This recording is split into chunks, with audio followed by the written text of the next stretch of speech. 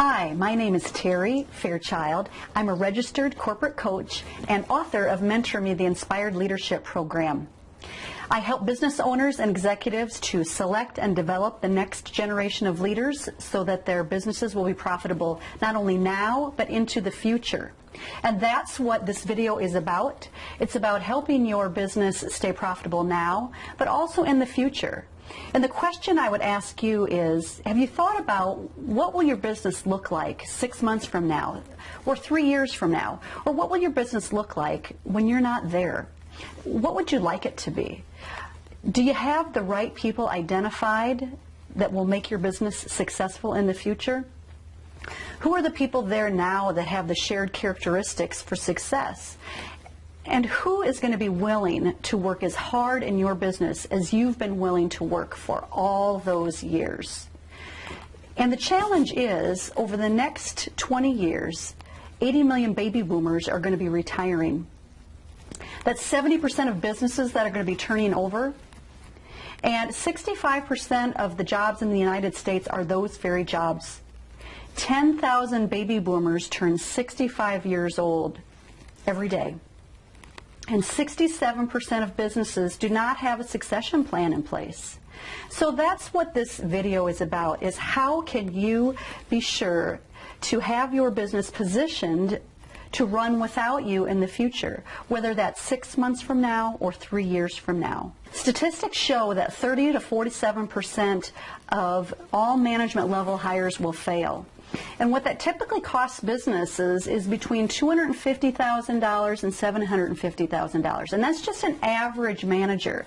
So if you look at the costs of recruiting, of actually recruiting a new manager, and the cost of training that manager, and if you end up terminating that manager after a couple of years, the severance costs that you will have, the disruption costs, because let's face it, people don't quit companies, they quit bad managers. So if you lose anyone because that manager had a lot of turnover, you lost good skilled people.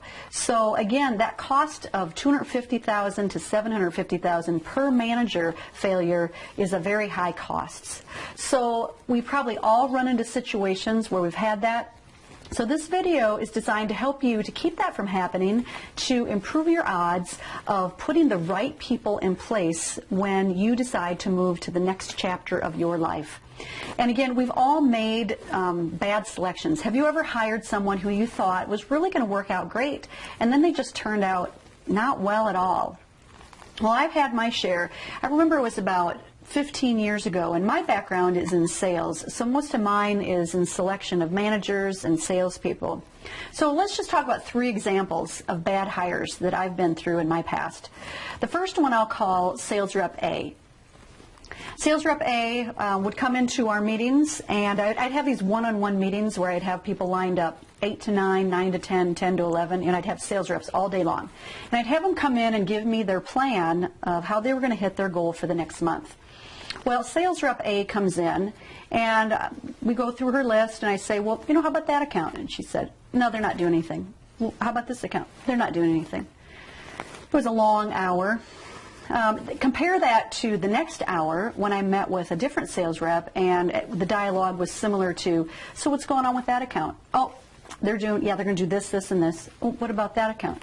Yeah, they're going to do this, this, and this. I talked to them last week, and they're getting ready to do this plan. I said, and I gave them a couple of ideas, and like, oh, that's a great idea. They start writing it down.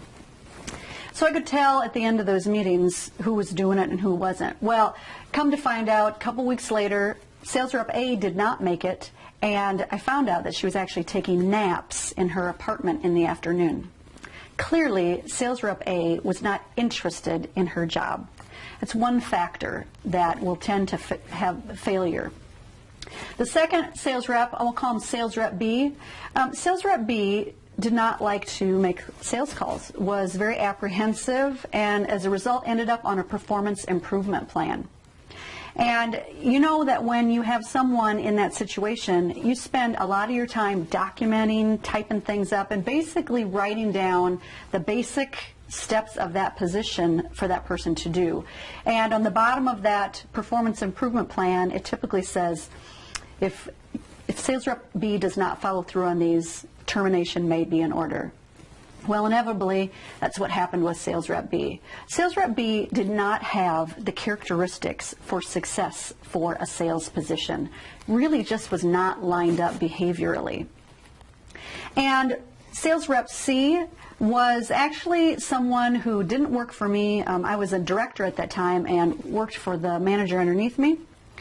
And sales rep C was a really nice person, but she just could not get the job done. She just could not respond to the demands of that position and could not ramp up quick enough. And as a result, the manager, I approved that situation, but I remember leaving work that night, and I remember being in tears, and I just thought, you know, there's got to be a better way.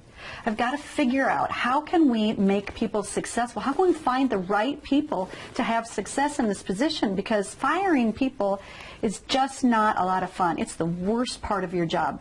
I'm sure that you have been through situations similar to that. And so it wasn't surprising that when I got a postcard in the mail for an assessment company that I was very interested in. I was intrigued by that. And I remember they gave me a free demonstration of the tool. And I thought, wow, this could really help hire people better. And so I started using assessments quite a bit. So when I got to sales rep D, and I was in actually a different company, I was a sales manager for a regional area, I got an email from a gal one day, and she said, you know, I'd really love to work for your company. And so I invited her to go to lunch. And she was very professional, very positive. So I thought, well, let's take the next step. And why don't you complete an assessment online? So she did complete that. And it was kind of a mixed bag. She had some good things, but she also had a service background, which was a red flag for me. I hadn't seen a lot of success in people moving from service to sales. She had a very high sociability factor, which can be good, but you sometimes will run into a professional visitor kind of thing with that. She had very high accommodation scores, which will sometimes tend for people not to be great at handling objections, and they will tend to back off from any kind of pressure that they get. But she also had a reasonable amount of drive, was very professional, and you know, I looked at all things together. I decided to make the leap to hire her. But I went in with my eyes wide open, and I used the documents not only to get me good information to hire her, but to really coach her. She ended up being an award-winning salesperson, but I had to do a lot of things from her assessment to coach her. We ended up having to have her, because she was so social, she did a lot of presenting, in which case instead of making a sales call, she was actually doing 25 sales calls in a room in a presentation method. When she had to overcome objections like ask for money, I had to be very directive with her, and so I used the information that I knew about her to help coach her to success. Wonderful experience, and again, she became an award-winning salesperson.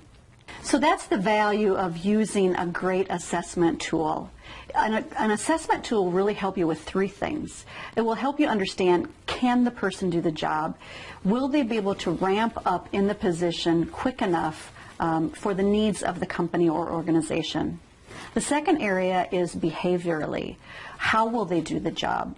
Do they have the shared characteristics of top performers? And will they thrive in that role? Will they just love that role? Will they be able to come in and just be themselves and do the job and line up for that position?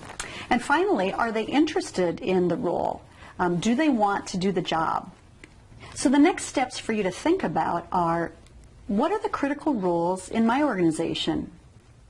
What are those hard-to-fill roles that are going to be really key in moving the company forward? Or are there positions right now that are turning over a lot? So the thing to think about for you, and your next step would be, identify the critical roles in your company. If you are thinking about retiring in the next 6 months to 3 years, what are the key critical roles in your company that you're going to need to fill? And who are people that are going to be retiring maybe in the next couple of years? Those might be positions to think about as well. And finally, what are those roles that are costing you money? Are you turning over people too often? and as a result losing money or opportunities. So I hope that this video has given you some insight into planning for your future. If you've liked what you've heard, go ahead and leave a comment below. In my next video, I'm going to talk about the myths of using assessments. So until then, leave a comment below. Just let me know you were here or that you liked the information, or ask questions. And until then, continue to inspire results in yourself and those around you.